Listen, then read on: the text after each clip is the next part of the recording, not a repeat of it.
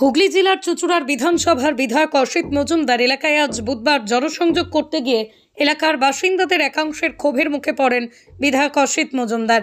এই জনসংযোগ নিয়েই বিরোধীরা কটাক্ষ করতে ছাড়লেন না বিজেপির নেতৃত্ব।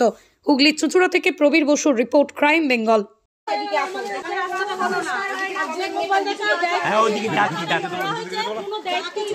দাদা এই গলিতে আসুন একটু দিকে।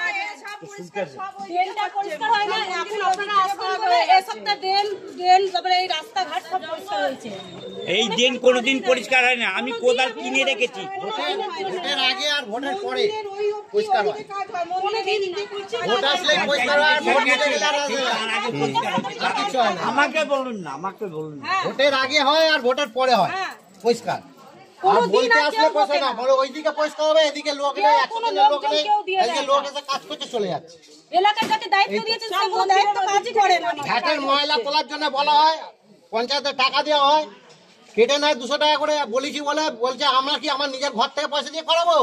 আজ করানোর দরকার নেই, আপনারা একটা জায়গা করে দিন, ওই জায়গা করে দিন, করে দিয়ে ওখানে ময়লা ভালোভাবে তুলে নিয়ে যাবে যখন গাড়ি নেই। সেটাও বলা হয়েছিল। তারপর পরে আবার গাড়ি নেই, আগে কাজে গাড়ি নেই।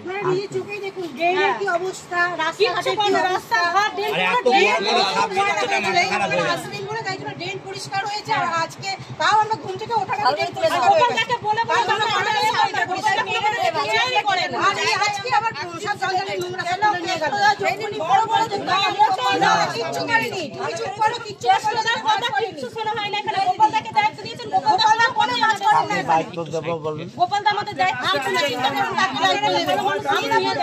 গোপালদার দ্বারা আমাদের কাজ আগে যখন কেষ্টনা ছিলেন তখন তো এরকম ভাবে হয়নি। হ্যাঁ দিন আপনারা আমি এর আগে 5টা পাড়া দেখেছি দাদা, কোনো কেউ কমপ্লেন করে।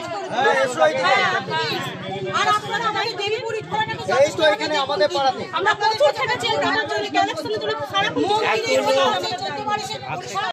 কবে আপনার বাড়িতে, আমি আপনার বাড়ি চিনি, আপনার বাড়ির পাশে আমার বোনের বাড়ি, ছোট বোনের বাড়ি। তা তুই যাসনি কেন আমার কাছে? আমি আপনার কাছে যেতাম, শুধু টেস্ট তো আমাকে আটকে গেছে। আমিও দেখেছি আমি আজকে আপনাকে সব বললাম। এবার যদি কাজ হয় তো ভালো, আমরা দরকার হলে আমরা সদস্য পরিবর্তন করতে চাই, প্রধানকে পরিবর্তন করতে চাই। প্রধান কি করে না? প্রধানকে বলে না, এই প্রধান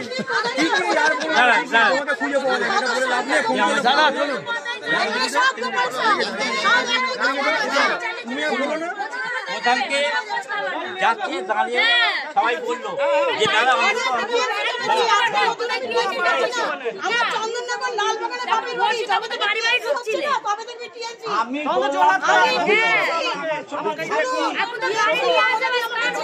আমি শিল্পীর কার্ড, আমার শিল্পীর কার্ড আছে, সেখানে গান করে সেখান থেকে আমি উঠে আসছি। দাদা খালি ডেলেন এখানে আমাকে দাঁড় করিয়েও করা হচ্ছে, অনেক খেটে তার রেজাল্ট এই পাচ্ছি। আচ্ছা তো শুনলাম তো, কিন্তু লোক আসছে, লোক আর আসে না, লোক আসে না।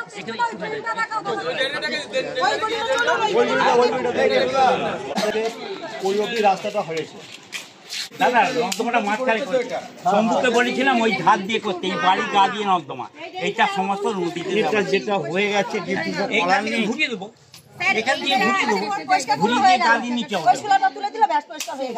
আর ওইটা রাস্তাটা করে, এটা রাস্তা জমে যাচ্ছে, এই দেখুন এইটাই মেন নদী। সামনে এইটা যদি পুকুর পর্যন্ত নিয়ে যাওয়া যায়, পুকুর নয় নদীতে যাবে, নদীতে ওইটা নদী, ওইটা হ্যাঁ নদী, নদীতে যায়।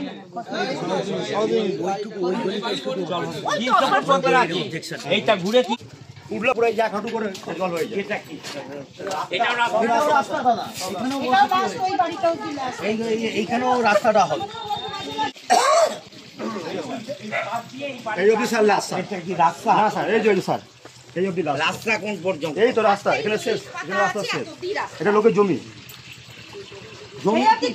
এই ড্রেনটা এই বাড়ি মানে এই প্লট কালকে বোধহয় আমি বলেছিলাম বলে টেস্ট ছিল, তাই তো? মাঝে একটা প্লট আর এটা হচ্ছে লাস্ট প্লট, 3টে প্লট। এই যে 3টে প্লটের যে জলগুলো এটা থেকে যাচ্ছে সরস্বতী নদীতে, এইটা যাচ্ছে আর ওই এইটা ঠিক মতো ব্যবস্থা নেই। এরা বাড়ি থেকে বেরোতে পারে না, একটু বৃষ্টি হলে জল হলে পুরো এতটা পুরো খালা খালা হয়ে যায় পুরো। বিজেপির সদস্য অভিযান দেখে এখন কিছু একটা তো বিধায়ক মশাই করতে হবে, যার কারণে এই জনসংযোগে বেরিয়েছে। এখন বেরালে কি হবে? মানুষের তো তৃণমূলের প্রতি ঝুড়ি ঝুড়ি ক্ষোভ, আর সেই ক্ষোভের বহিঃপ্রকাশ হচ্ছে যেখানেই বিধায়ক মশাই যাচ্ছে। দীর্ঘদিন যাবৎ গ্রামের রাস্তাঘাট তৈরি হচ্ছে না, জল নিকাশি ব্যবস্থা খারাপ, কেন্দ্র থেকে যে টাকা পাঠাচ্ছে সে টাকা এনারা নিজেদের পকেটে ঢুকিয়ে নিচ্ছে। মানুষ এদের এই প্রতারণা বুঝে গেছে, যার কারণে আজকে বিধায়ক মশাইকে ঘিরে ক্ষোভ দেখাচ্ছে। এটা খুব স্বাভাবিক, আগামী দিন আরও বাড়বেই ক্ষোভ। সুরেশ সাউ, হুগলি সাংগঠনিক জেলা বিজেপির সাধারণ সম্পাদক।